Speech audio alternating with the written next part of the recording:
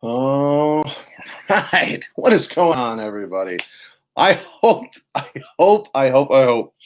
that this works today. We'll see what happens. What is going on, everybody? My name is Pete, but you probably already knew that. But in case you didn't, you guys are watching the one and only Pay to Drive and Pay to Drive Vlogs, day number 1,117. Pretty impressive, pretty crazy.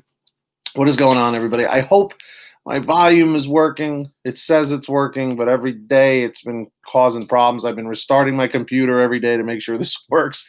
So if you guys can hear me and see me in the chat, say yes, Pete, we hear you and see you. And if the audio cuts out at any point, please let me know.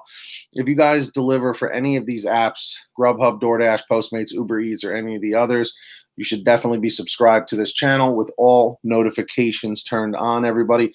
And of course, comment 111 if you hit the like, 222 if you haven't yet.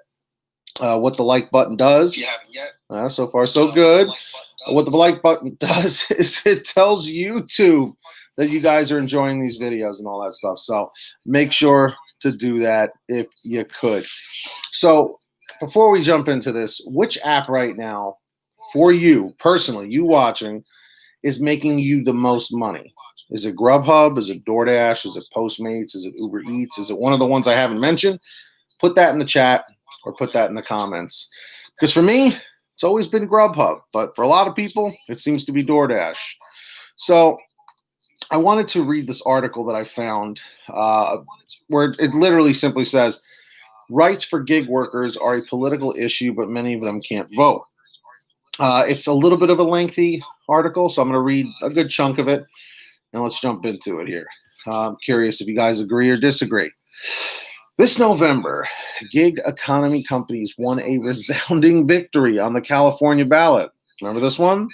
Voters overwhelmingly agreed to follow them to keep their workers as contractors, not employees. Now, those companies want to export that framework to the rest of the country. So you see where we're going with this?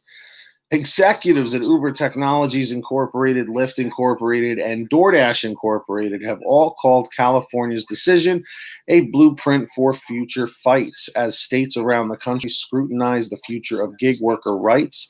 The companies have even created a new national advocacy group to shape political discussions. That means voters and elected legislators could be increasingly called on to determine the employment rights of their Uber drivers and DoorDash couriers. So what do you guys think so far? You guys remember all of this? Comment 333 if you remember this. Because let's just say this is kind of annoying that this is happening the way it's happening. You know? It is what it is. So let's jump on into it again. All right, I just want to make sure the audio is still working.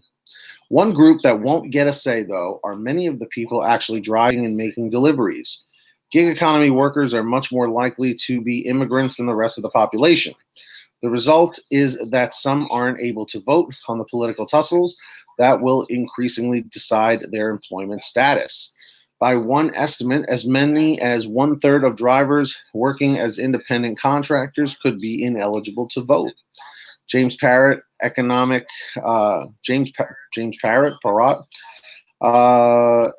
and fiscal policy director of the New School Center for New York City Affairs, said that in many major cities like New York, the high number of drivers who are immigrants and the number of those who aren't citizens means roughly 30% won't be able to cast a ballot, either directly for ballot measures or to support political candidates who reflect their views. That's pretty high, Parrott said. There is a significant risk of disenfranchisement. Tanya Edeval is one of those workers, a driver since 2014. Wow, they've been driving for a while, man. Edeval has driven for both Uber and Lyft and opposed the California ballot measure Proposition 22, which added some perks for gig workers, but also cemented their status as independent contractors. The only thing that's independent about what we do is when and where we log on and log off, she said, calling the framing around the ballot measure deceptive.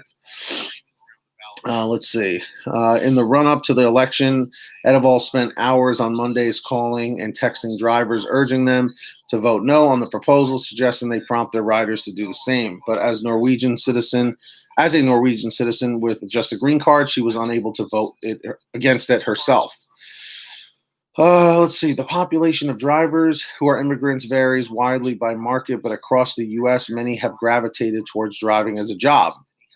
In New York, 90% of rideshare drivers are foreign-born, according to a 2018 study co-authored by Parrott and a professor of the University of California, Berkeley. In Seattle and the surrounding King County, they have found that the number was 72%. Hey, what's up, Nas? 72% in 2020, and in San Francisco, 56% of rideshare and delivery workers are not originally from the U.S., according to a report from the University of California, Santa Cruz earlier this year. App worker citizenship status greatly limits their ability to have a voice on ballot initiative like Prop 22, said Maria Figueroa, Director of Labor and Policy Research at Cornell University's Worker Institute. I would say that this was a factor in California and that it will play out in other markets such as New York, Chicago, Boston, and others. Because let's face it, besides, California, New York, Chicago, Boston, like major areas for gig app work. So I'm just curious, this definitely goes on and on for a little longer. What are your thoughts on this in general? Do you think that everyone should have the right to vote? Only certain people should have the right to vote for these things?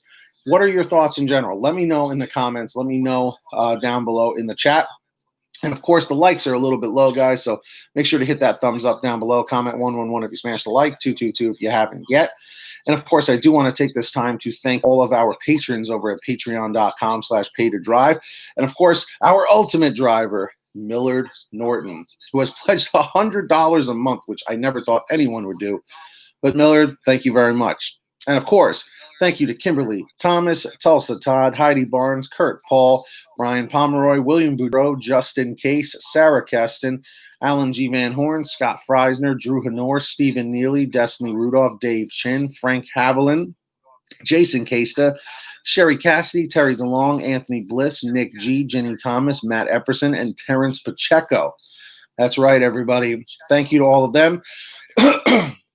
Hey, Nas, you didn't have to do that, man. Everyone say thank you to CPA Hustles. Nas, you are awesome, man. Really appreciate that.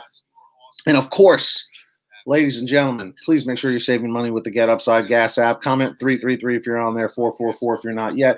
Pump your gas, print out your receipt, take a picture of your receipt with the Get Upside Gas app, and within 48 hours or so, you'll get anywhere from 15 cents to 45 cents a gallon back, which is pretty fantastic. And if a friend or family member signs up using your code, you'll get paid every time they pump gas. It's called Get Upside. Links in the description down below. That's going to do it for me, guys. There was a little bit more of the article. If you want to check it out, the link will be in the description down below. And if it's not, leave me a comment and I'll put it. If you made it to the end, comment end 645 and 645. Put that in the chat or the comments. And until next time, get that money, get that honey. Keep hustling, keep bustling. And we'll see you guys next time right here on Pay to Drive and Pay to Drive Vlogs. Have a great one, guys. Thanks for spending a little bit of time with me. Take care. All right? Okay.